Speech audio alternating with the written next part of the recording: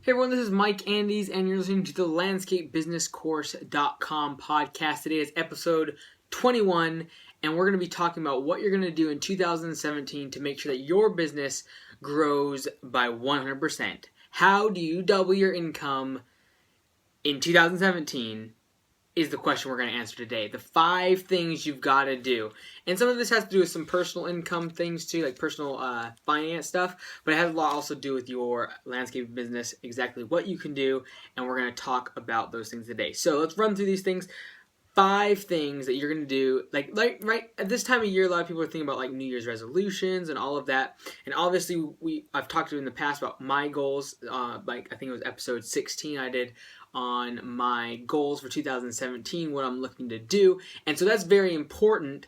But now let's give some like concrete 5 things that you can do to double your size of your business and double your take-home income, that adjusted gross income line item on your tax return. What can you do in your personal finances and business finances to make sure that happens? Number 1 is hire someone to do everything but your sales. Okay, so a lot of business owners in the landscaping industry are going to get consumed in things like, are the blades sharpened? Is the oil changed? And those things aren't like not important. They are important, and making sure that your office is clean and the trucks are clean and the website design is nice and the design on your P&L is set up just right. Like, those things are important, but they don't drive bottom line sales. They don't drive revenue growth. They don't make a company from $1 million to $2 million the next year in 12 months. So that's what we're trying to do, and in order to do that, you've got to focus on sales.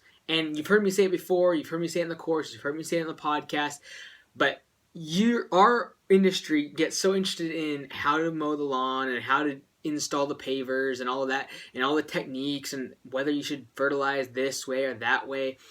But really what it comes down to is you are a sales organization. Regardless if you focus on trimming or maintenance or install or mowing, whatever you focus on, doesn't matter.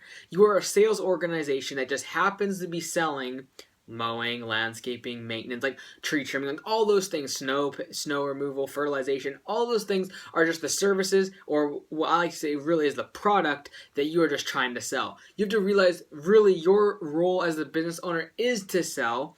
And so everything that's taking you or keeping you from selling, going out and making new estimates, going and meeting property managers, going out and meeting contractors for these new construction jobs where you can install landscaping and do $20,000, $30,000 bids. Like, these are the people you need to be going out and meeting in order to create sales and generate more revenue. And so if you find yourself your time being consumed with answering phone calls and replying to emails, keeping track of payments, going to the bank, all these things are clerical and administrative things that can be delegated, can be allocated to someone else's department. You can outsource them if you're just getting started, or you can bring on someone. I suggest hire someone to do these things for you. And eventually, as you grow, you might need one person for accounting, one person for finance, one person for the web, one person all I'm saying is you've got to focus on sales. Even if you have 50 people in your organization, you're still focusing on sales. It might be you're actually managing sales managers, but you, as the business owner, have got to focus on generating income if you want to scale your business. So that's number 1. The number 1 thing that you can do, well, the 5 things that we're going to talk about that can generate enough revenue to double your business in 2017. The second thing is call 10 clients. So what I want you to do is make a list of the clients that, if you could get them, would completely blow up your business in 2017. So that might be a massive development that's coming to your area, and you want to try to get all the landscape install for the 20 or 30 housing projects that are going in.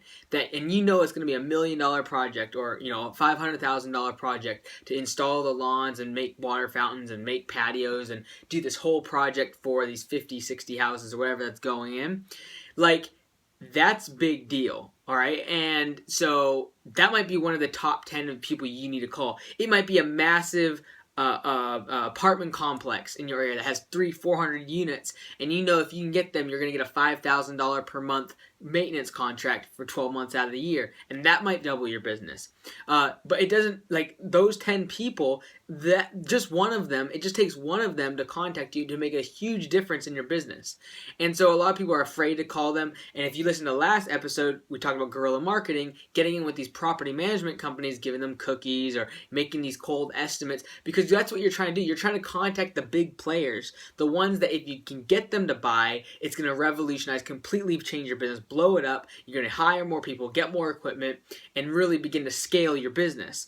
Like, yes, you can go after the small projects. Yes, you can go after the little clients and go advertise door to door or something like that. But if you really want to scale your business, if you want to double it in 2017, make a list of the top 10 clients that you know would blow your business up. It might be strategic alliances with a vendor even. But like, what are the 10 people that you could call would make the biggest change in your company? Contact them, and you will see a change in 2017. The third thing is to track your time. This is a little bit different one. It's about time and about productivity and efficiency.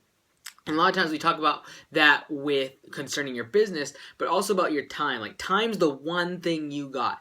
When you were born, you were given one thing, and that's time. What you do with it is up to you, and making sure that you do whatever you're doing with your time efficiently is important. So track your time. It could be on an app. It could be just by paper. Just make sure you're tracking it. Do it for a week or two. See where you're wasting time and try to get 2 more hours per day to focus on sales and focus on making your business better, whether it be working on the website, creating a blog post, making a video, making sure you train your people right.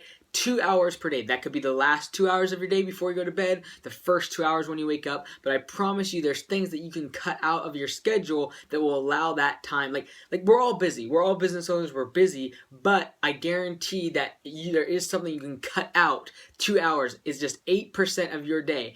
I guarantee there's 8% of your day that you can cut out, whether it be mindlessly flicking through channels on the TV, whether it be listening to music or just flipping through a magazine or watching highlight reels for sports or looking at YouTube videos. There's mindlessly, like, I guarantee you that 8% of your day can be, you can suck that time out of your 24-hour period and make more time to work on your business. That's number 3. Track your time, and then make sure you get 2 more hours out of every single day to grow your business. Number 4, the number 4 thing of the 5 things that will make your business grow and double in 2017. Number 4 is cut your monthly expenses by 25%. And when I'm talking about this, I'm talking about your personal finances. Obviously, it'd be great if you can cut your business expenses by 25%. However, if you've been listening to the podcast and are on the course, you should already have a very lean model. You shouldn't have a whole bunch of expenses.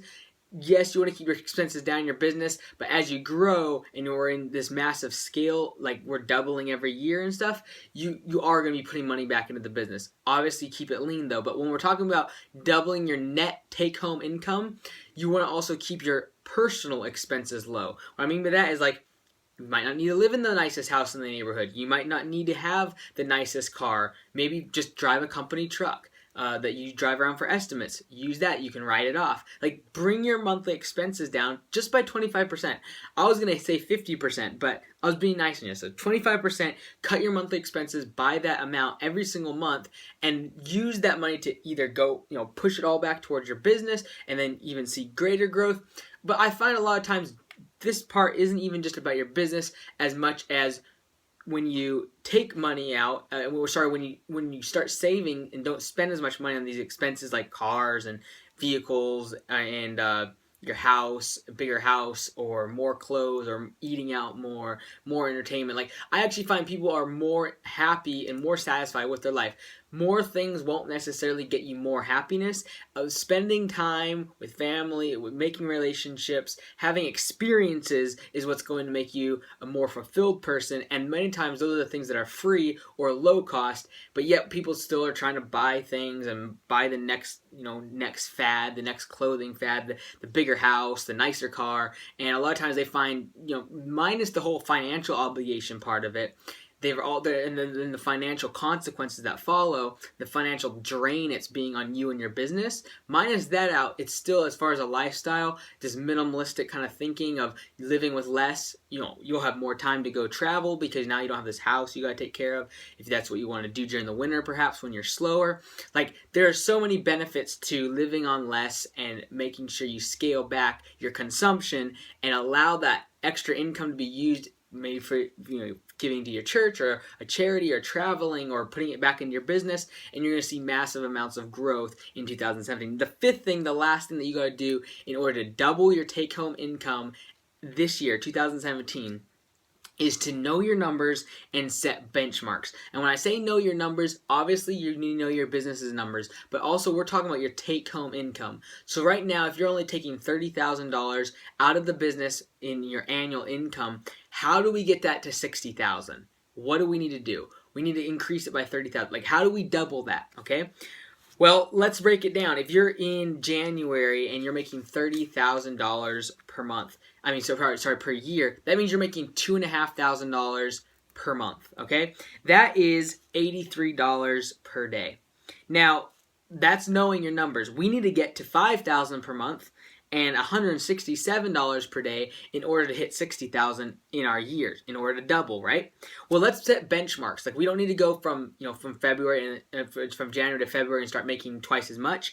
Let's set benchmarks. So in June, halfway marker, let's try to attack on 50% gains. And so now we'll be making $3,750 a month instead of $2,500.